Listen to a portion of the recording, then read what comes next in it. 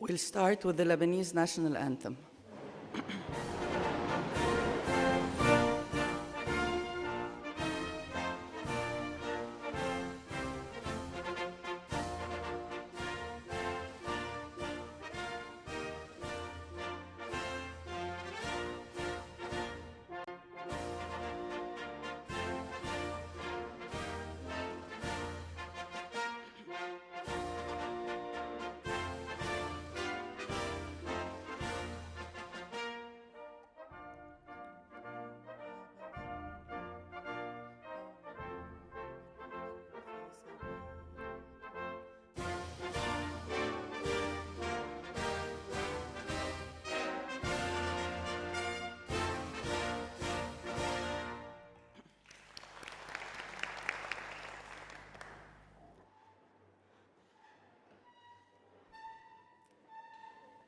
Your Excellencies, Ministers, Ambassadors, UN agencies, representatives, and National Commission for Lebanese Women members, good morning. I'm Martine Najm Kteili, Executive Board Member of the National Commission for Lebanese Women. I have the honor to moderate today's roundtable discussion on this very important topic. The UN Security Council Resolution 1325, adopted in 2000, highlighted the role that women play in achieving the conditions for peace, security, and human societies, recognizing their full potential to participate equally with men in building societies and leading them in reform processes to reach the conditions for peace and security. The resolution includes, as most of you know, 4 themes: the protection of women from violence and from rights violations during conflict, the prevention of such violations, their access to relief and recovery, and their participation in peace-building, security, as well as in the prevention of conflict. This UN resolution has broad support and requires states to commit and take measures for its implementation. Lebanon has experienced the impact of wars on its territory and is one of the first Arab countries to engage in implementing this resolution. In 2017, the Presidency of the Council of Ministers entrusted NCLW as the national women machinery to implement or to develop a national action plan and implement this resolution. NCLW developed the NAP and submitted it to the Prime Minister on May 21, 2019. Today, we are hopeful that this roundtable discussion will further emphasize the importance of this NAP and all stakeholders' commitment to its implementation. Without further ado, I would like to introduce our first speaker, Mr. Jan Kubiš, UN Special Coordinator for Lebanon.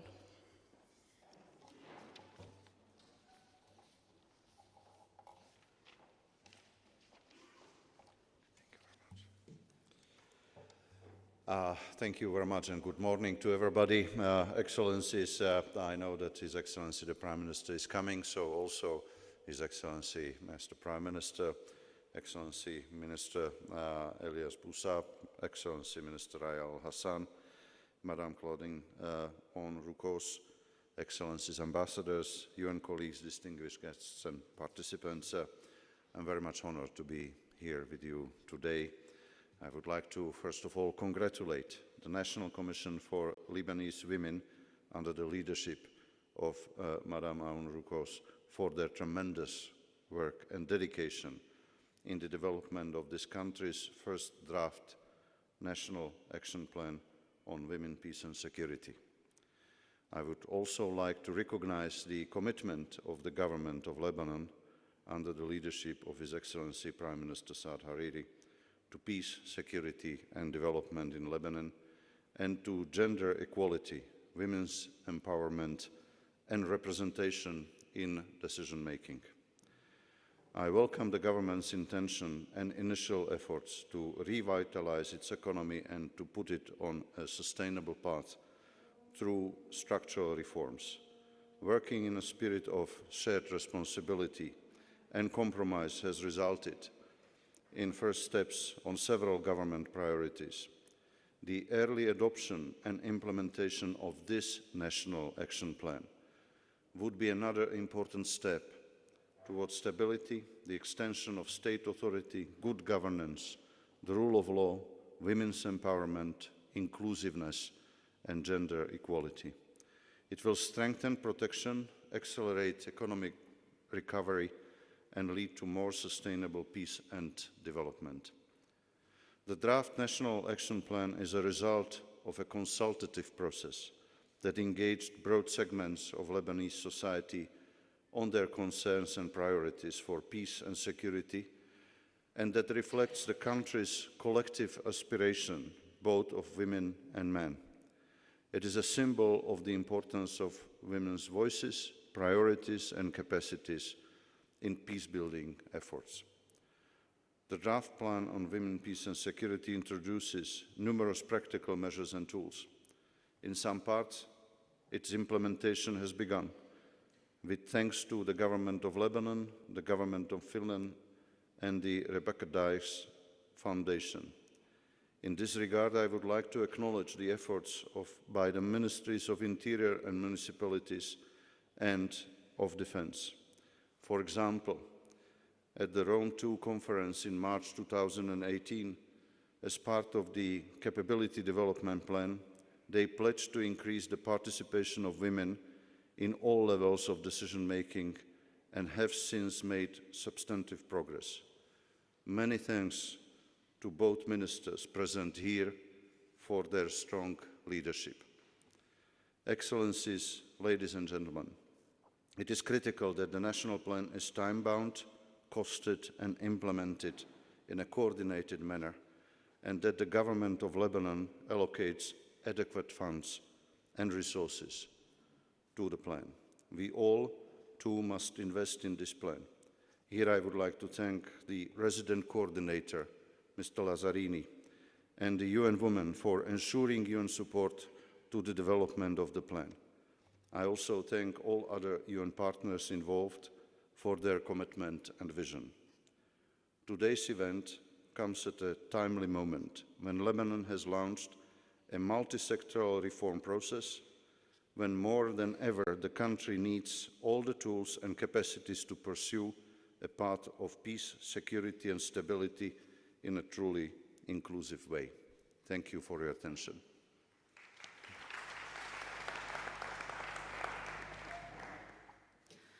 Thank you, Mr. Kubish, for your commitment and continuous support. Allow us now to watch a video on the process and the importance of the Lebanon National Action Plan on UN Security Resolution 1325.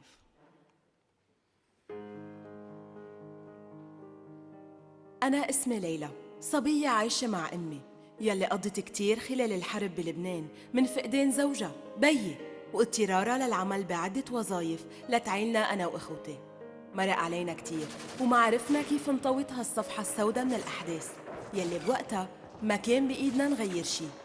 بس اليوم ما رح كون سلبية ورجعكن للماضي، لأنه أملي باليوم وبكرة كبير، وهالأمل حابة انقله لكل الفتيات والنساء، لأنه صار في أمل بالتغيير، بحماية حقوقنا وبتفعيل دورنا لنبعد عنا الحروب ونحقق السلام الدايم بمجتمعنا.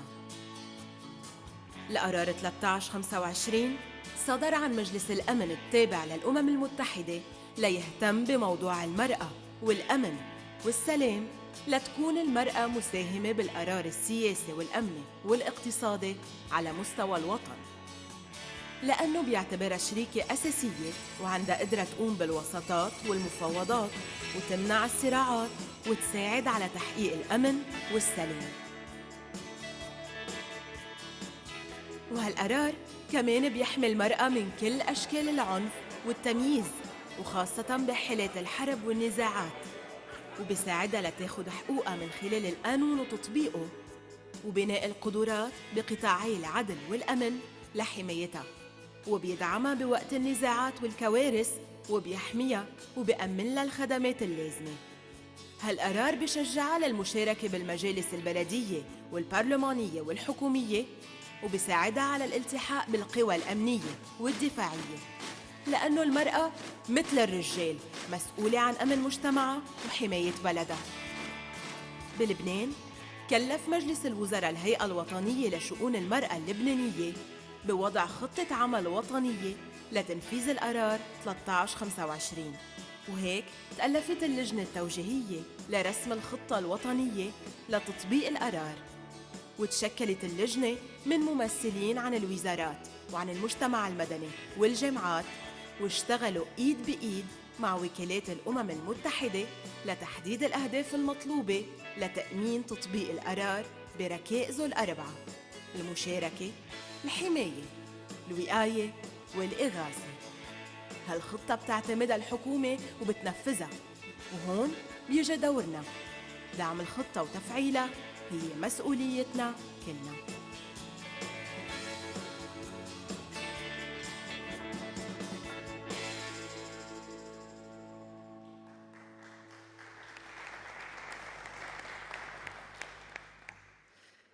It is now my pleasure to introduce Ms. Claudine Onrukos, President of NCLW, whose dynamism, perseverance, and passion made this and other several achievements possible. The floor is yours.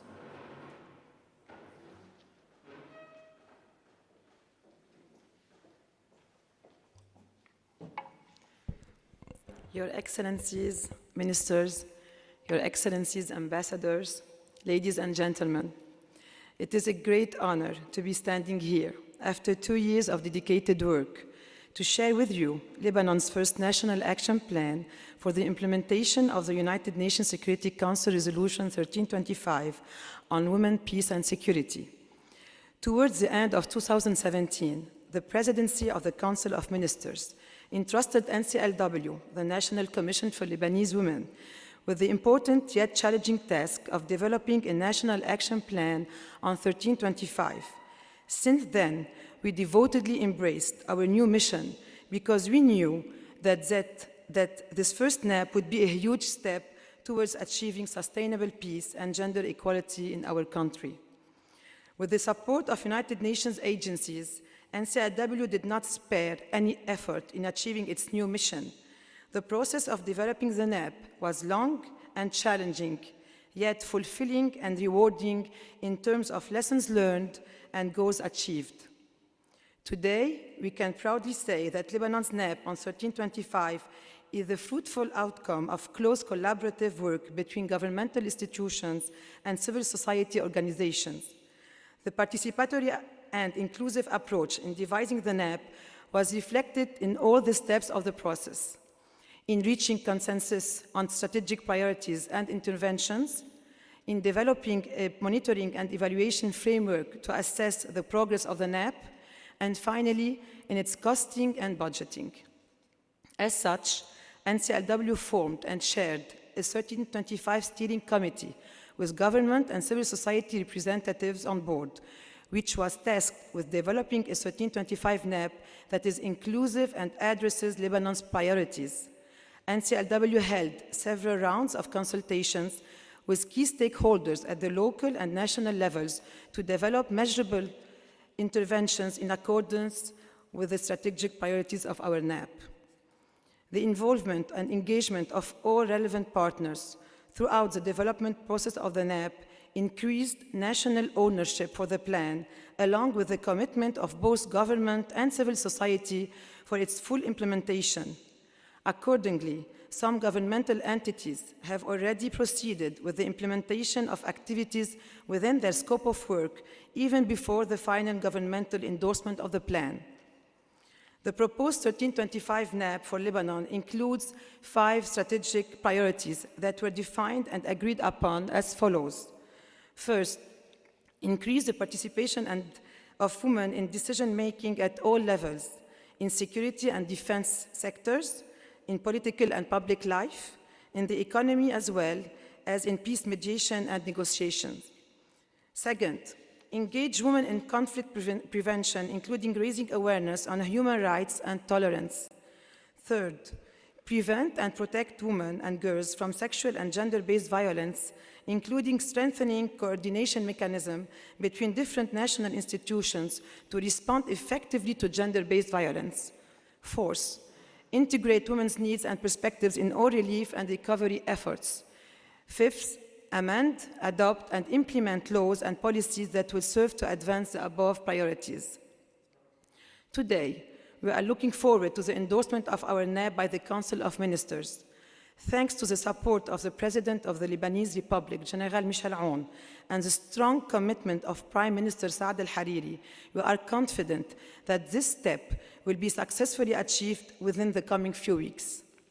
However, and in light of the financial crisis that our country is facing, the main challenge for the successful implementation of the 1325 NAP is financing interventions across the 5 strategic priorities. Past experiences have shown that the political will of governments remains insufficient for the proper implementation of any national action plan in the absence of financial provisions.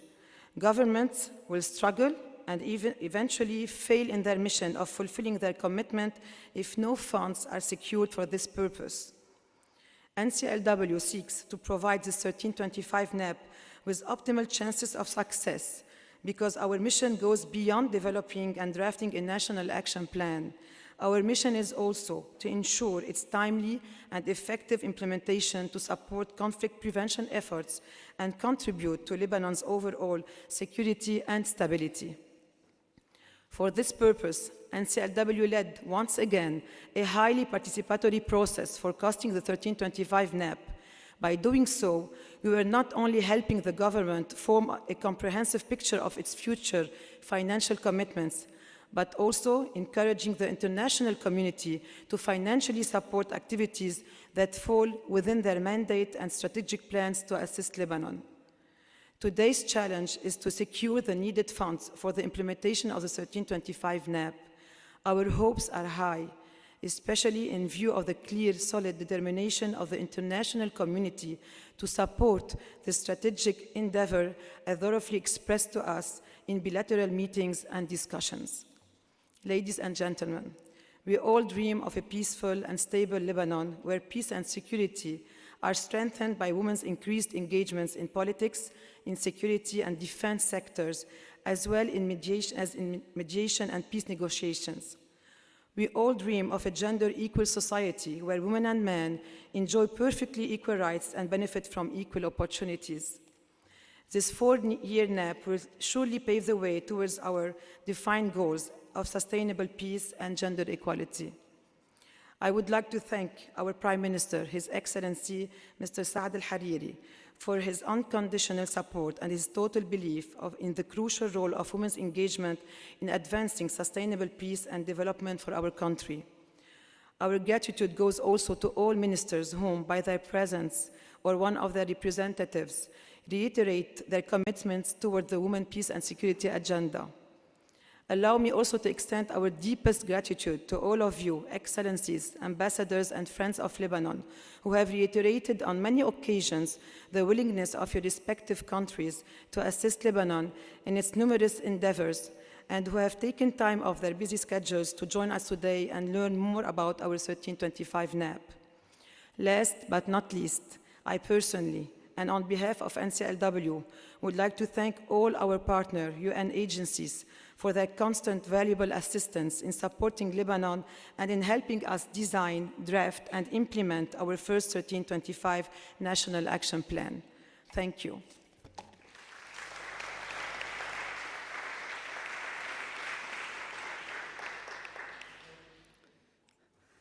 As Ms. Onrukos mentioned, such a big endeavor is merely impossible without the support of the United Nations and Friends of Lebanon from all countries.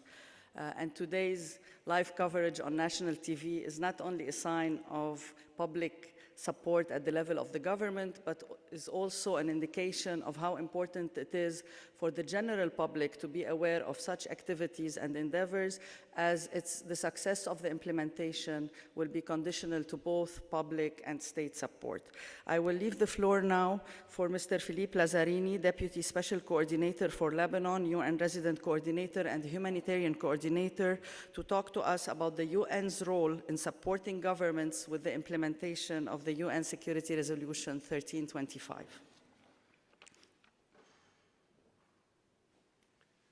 Thank you very much, and good morning, Excellencies, ladies and gentlemen. It is my privilege to be here with you today to discuss the way forward for Lebanon's draft National Action Plan on the UN Security Resolution on Women, Peace and Security. But like my colleague, I would like first to congratulate the National Commission for Lebanese Women, led by Ms. Claudina Roukos, for your passionate and dedicated leadership in developing this draft National Action Plan. I would also like to commend the government of Lebanon and His Excellency Prime Minister Hariri for his leadership in promoting this important agenda for the country. Adopted in the year 2000, UN Security Council Resolution 1325 recognized the unique impact of conflict on women and their undervalued contribution in peace, security, and recovery.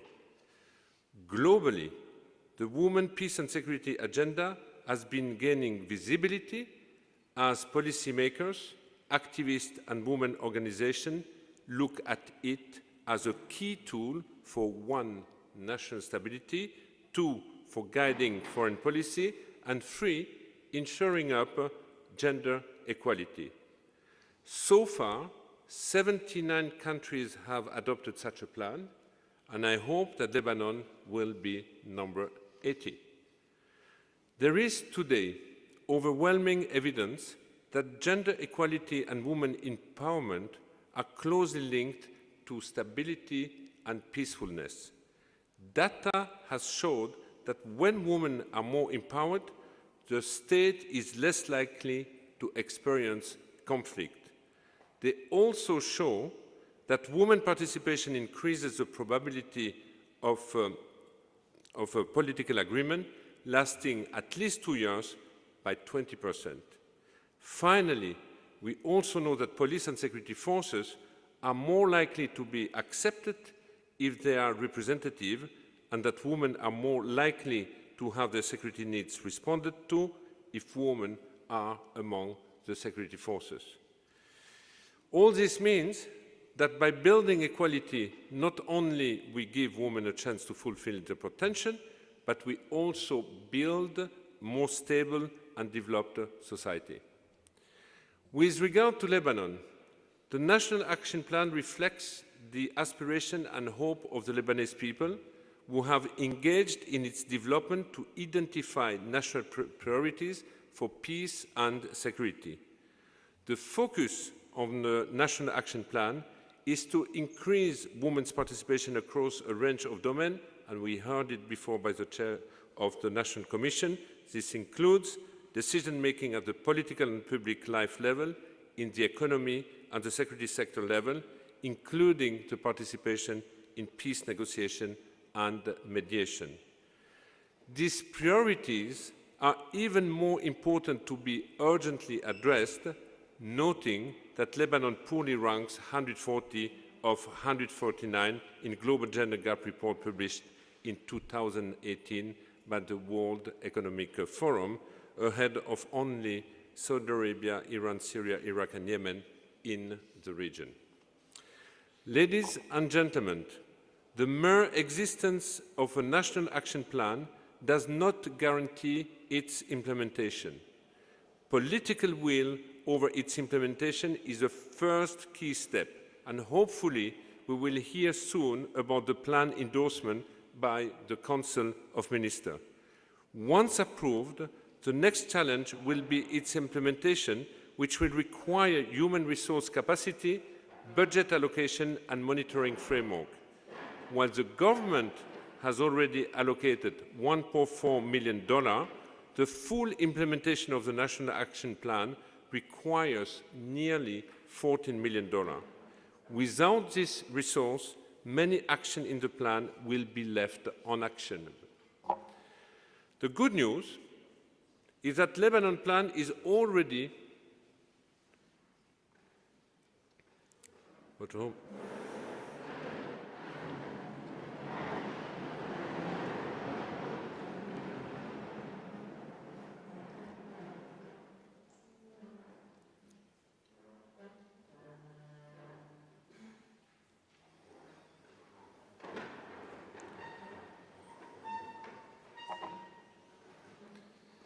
Welcome to His Excellency the Prime Minister.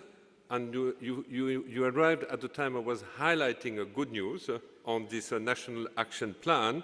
The good news being that the Lebanon plan is already recognized as a best practice. Allow me here to further elaborate on some of the reasons behind. First, the plan was drafted in an inclusive way. 6 national consultations were carried out involving a wide range of government actors, the security sector, civil organizations, and women voices.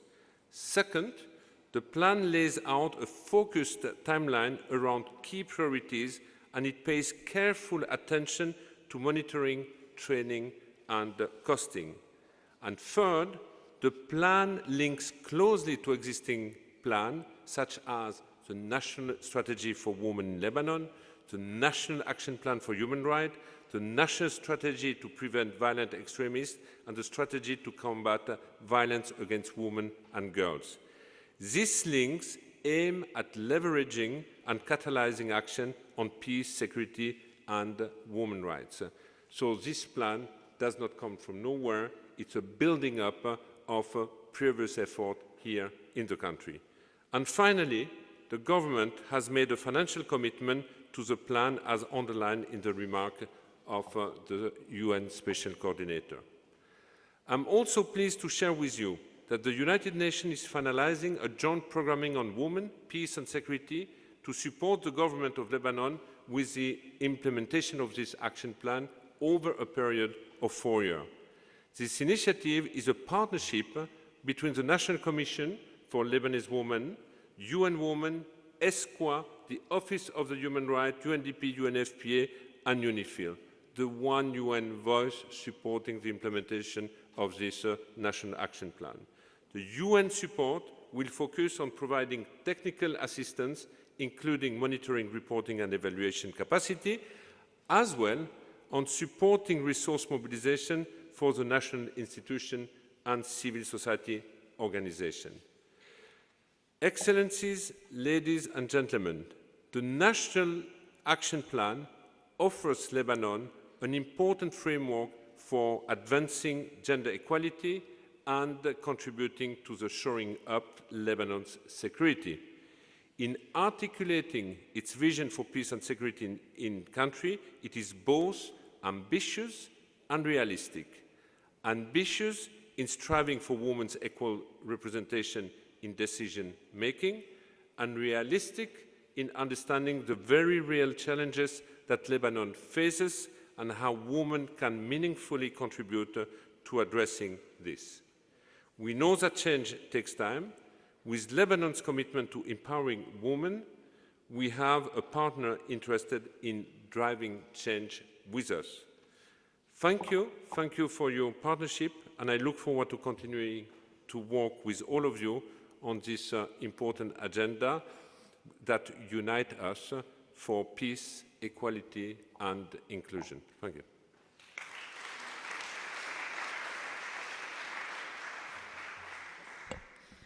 Thank you, Mr. Lazzarini. Obviously, your words are music to our ears, and we are fully engaged partners together on this mission. Allow me to welcome His Excellency Mr. Saad Hariri, President of the Council of Ministers. Actually, he is welcoming us by hosting this important event at the Serai. Thank you for your presence. We will continue with our speakers.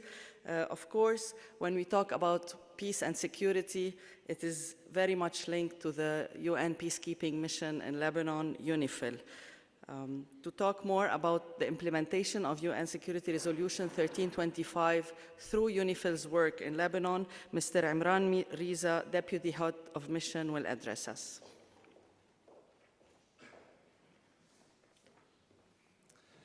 Thank you, Your Excellency Prime Minister, Excellencies, Ministers, Ambassadors, friends, colleagues, ladies and gentlemen.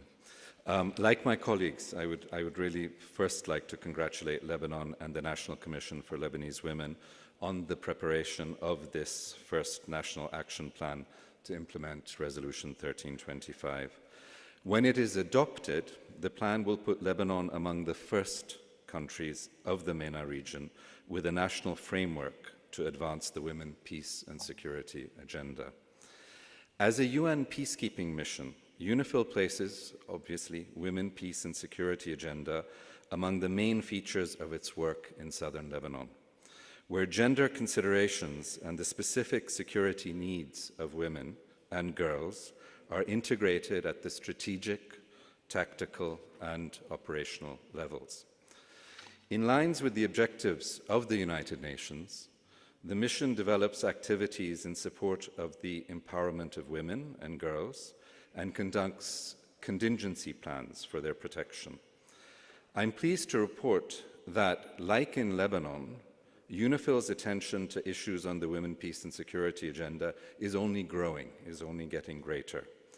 This, allow me to highlight, is also at the specific request of the members of the Security Council, which last August in Resolution 2433, for the first time unanimously, demanded that UNIFIL take fully into account gender considerations as a cross-cutting issue and assist the Lebanese authorities in ensuring the full and effective participation, involvement and representation of women at all levels of decision-making.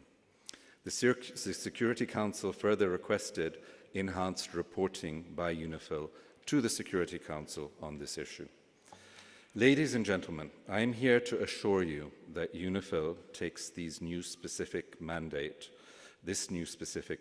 from the Security Council very much to heart. The mission is committed to working hand in hand with the Lebanese authorities on the ground in the south in implementation of these common objectives. Since 2014, UNIFIL hosts annual gender working groups to raise awareness on issues of women, peace and security, and to bring forth the views and perspectives of women of southern Lebanon in the areas covered by Resolution 1325. Prevention of harm, protection from harm, increased effective women's participation, and engendering post-conflict relief and recovery efforts. Together with prominent women of the communities in the South, we have also explored women's participation in municipal politics, in national politics, women's economic empowerment in post-conflict societies. And just this April, the forum addressed the importance of women's economic empowerment for their effective political participation. It is our great satisfaction that the National Action Plan has included and responded to the views expressed by the women of southern Lebanon.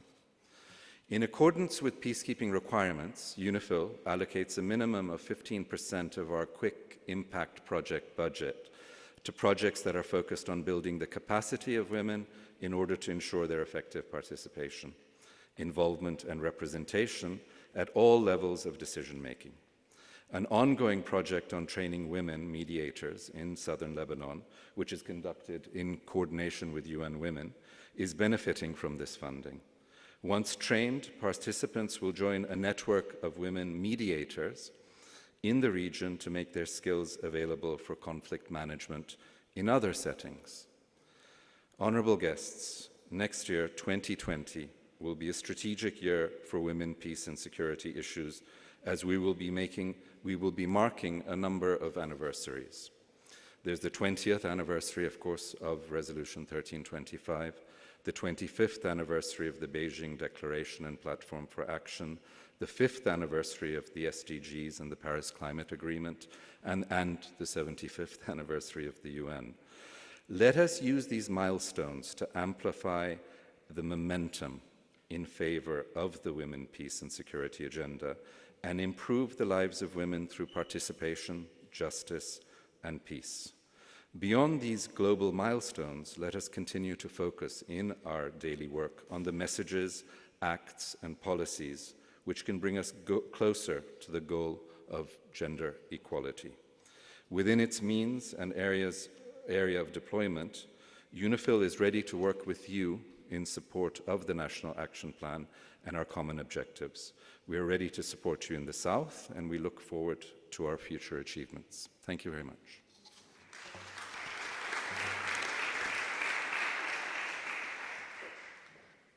Thank you very much, Mr. Riza. Our host will address us now, His Excellency Prime Minister Saad Hariri, who has been described of walking the talk. And when it comes to women, political participation, economic participation, and participation in public life. The floor is yours.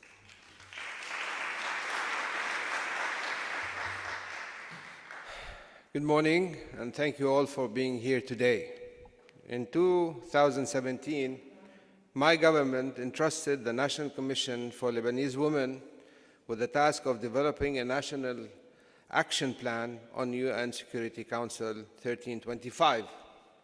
I agreed with Mrs. Claudine Roukos on the need to have this roundtable at the Grand Serai to reaffirm my personal and my government's commitment to the National Action Plan. I look forward to having this endorsed by the Council of Ministers at the earliest occasion. I'm waiting. I cannot stress enough the value I attach to the importance of this landmark resolution on women, peace, and security. As we run up to celebrate the 20th anniversary of this resolution in 2020, I want to reiterate my commitment made at the Rome II conference to recruiting more female officers and to ensuring increased representation of women at all decision-making levels in institutions, and mechanism for the prevention, management, and resolution of conflicts. By the way, I am very inspired by Prime Minister Trudeau's recent appointment of a special envoy for women, peace, and security, as Sweden has done as well. These are countries leading by example. I hope we and others will follow. More women in Lebanon's security institution means stronger institution, and stronger state institution will strengthen the rule of law. This is a priority for me. My appointment of Minister Raya Al-Hassan as Minister of Interior, a first in the Arab world, is a clear testimony of my full commitment to this resolution, not only in words, but in deeds. I am asking you all present here today to continue working with the government of Lebanon and support our efforts in this field. This is one of the most important agendas for me as a Prime Minister. Not because, it's popular. No, because I know that this is an agenda that will be fruitful for the country, that will be good for the country, that will be good for the peace in the country, that will enable our political differences in this country be managed in a better way. I think when we really believe in something, we should push it. I hope that also women in Lebanon are encouraged to do what Raya is doing today and what Claudine is doing today, because this is a voice that needs to be heard. This is something that you need to be, we need to hear your voice. This is how you make things happen in this country. And I am here ready to work with every woman, every person who has really a real agenda on or advancing, enhancing the role of women in all institutions, because, and I don't want words. We do actions. I will be the spearheading this issue, and I will be ready to do anything that is required from me, from all the women in Lebanon. Thank you so much.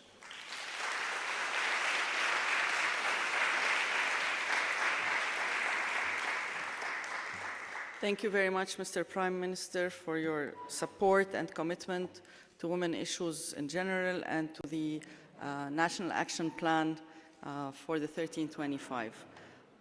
We hope then that it will be endorsed very soon by the government. Without further ado, although much of the process has been described as exemplary in many of the speeches this morning, Ms. Mireen Malouf Abishakir, head of the 1325 Steering Committee at NCLW and member of the National Commission for Lebanese Women, will explain to us briefly how this NAP was developed, in which processes were adopted, as well as the expected outcomes. Mireen, the floor is yours.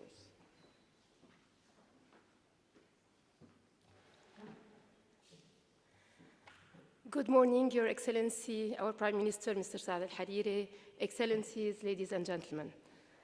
My presentation will tackle three aspects of the NAP.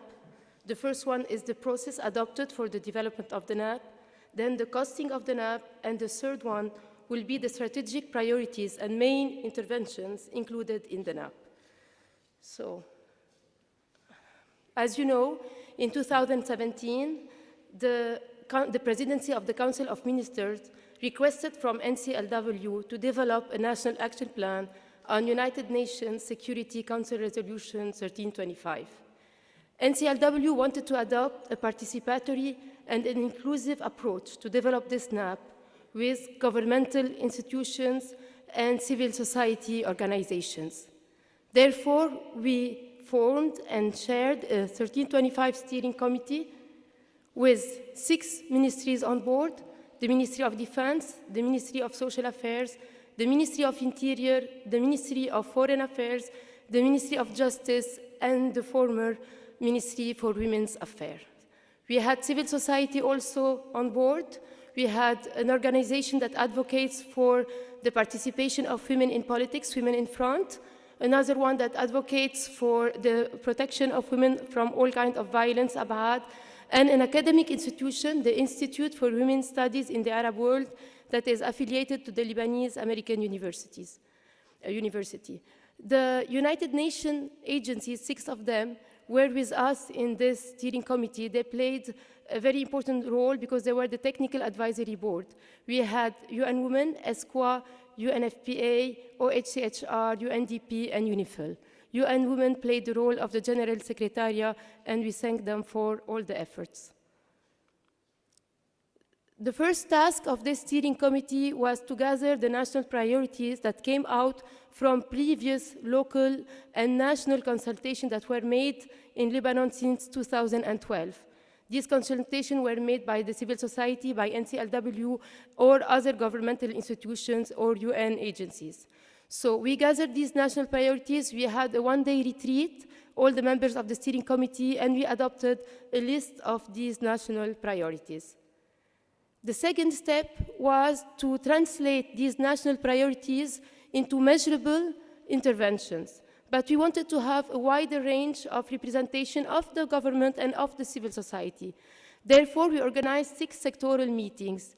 Each sectoral meeting was on a certain topic, and we invited all ministries or directorates and all the civil society that was interested or implicated in a way or another in the subject that was discussed. So the first sectoral meeting was about women's participation in the security sector, the second, women's participation in negotiation and mediation, the third, in the economy, in political and public life, in prevention, protection, and relief and recovery. And the last sectoral meeting was about policies and legislation. We kept it at last because we wanted to see what are the laws or policies that needed to be drafted or amended to make sure that the intervention discussed in the previous sectoral meeting would be effectively implemented. Once we had all these interventions,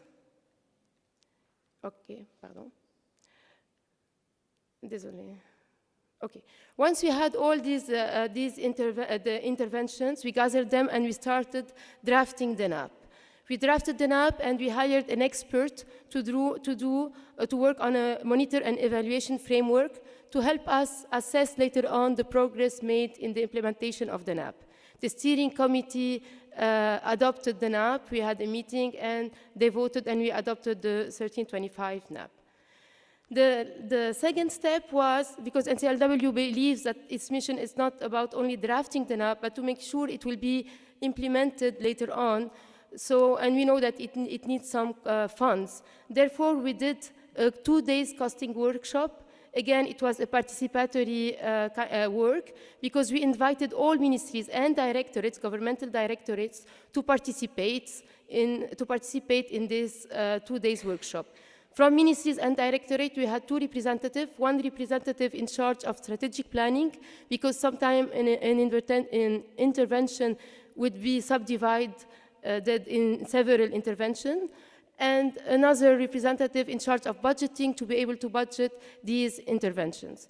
We have also international leading company, the Global Network for Women Peace Builders, that provide consultancy for costing 1325 NAP. They were with us. And of course, we have all UN agencies that were supporting us. The benefit of this workshop is, first of all, we worked several ministries and governmental directorates all together, because many interventions falls under the scope of the work of several ministries. The second benefit was we benefited from the experience of a leading company to help us cost the NAP. We now have a comprehensive picture of future financial commitments, and most importantly, we could draw out ways to finance the NAP based, of course, on governmental funding, but also on international assistance. Where are we from the endorsement of the NAP? It was endorsed by the 1325 Steering Committee. It was endorsed by the National Commission for Lebanese Women.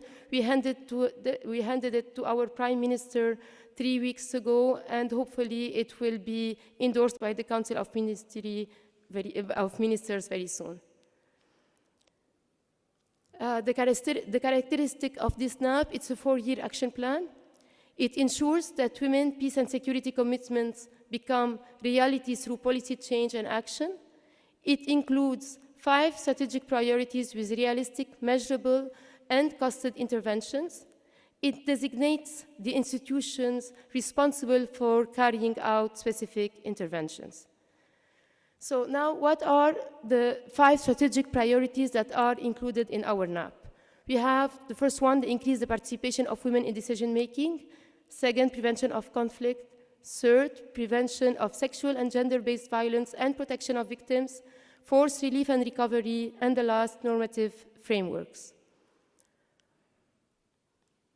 For the first strategic priority, increase the participation of women in decision-making, this priority is devised at 4 levels.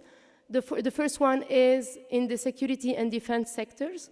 We need to increase women's participation. The outcome, the objective of this strategic priority is to increase women's participation through gender-sensitive institutions.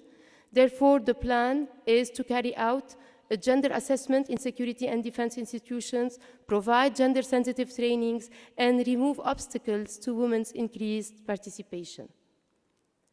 As for the participation of women in political and public life, the plan is to adopt electoral laws, provision at the national and local levels to guarantee an increase of women's participation in political and public life, develop women's network and platform at the municipal and parliament levels, and finally conduct gender audits in national institutions. These are some of the interventions because we have many of them.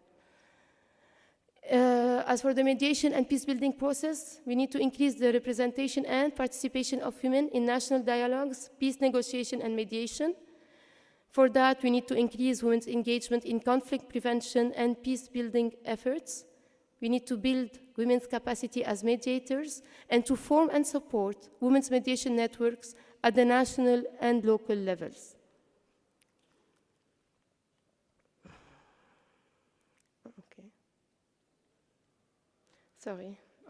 In the economic sector, we need to create a favorable environment and provide decent work and protections for women in the formal and informal sectors, conduct a national mapping to assess opportunities, needs, and gaps to promote women's economic empowerment, and adopt policies in national institutions on gender-responsive budgeting.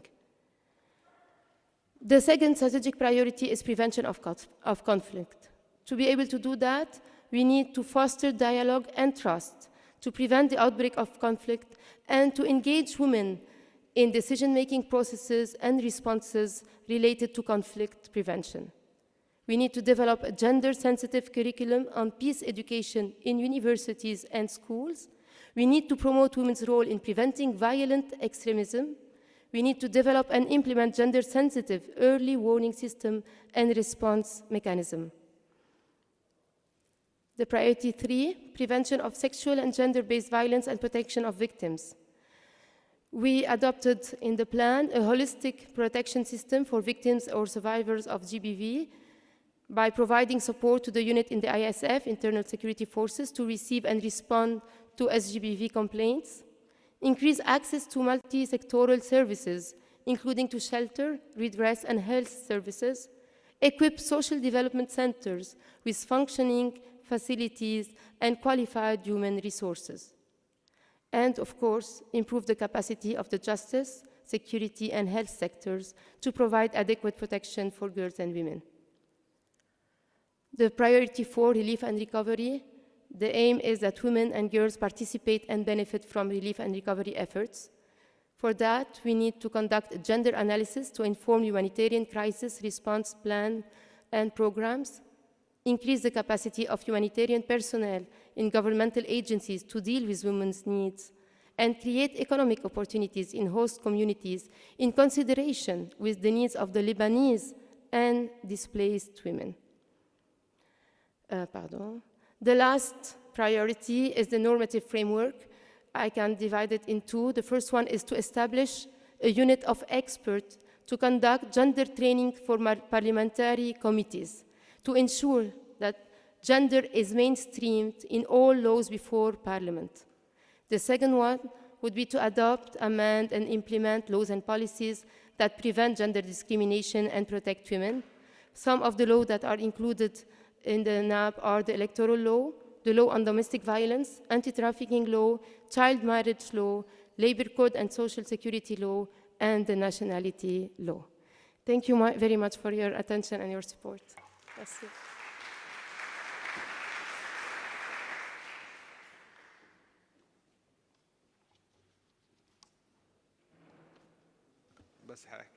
I just want to thank you all. I have to run to other meetings, but I really appreciate what's being done here.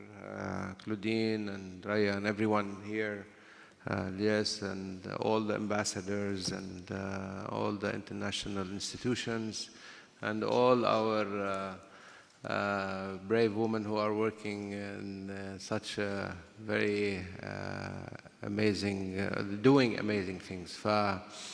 Thank you all, and I hope that we can advance on this agenda as fast as we can. Thank you so much.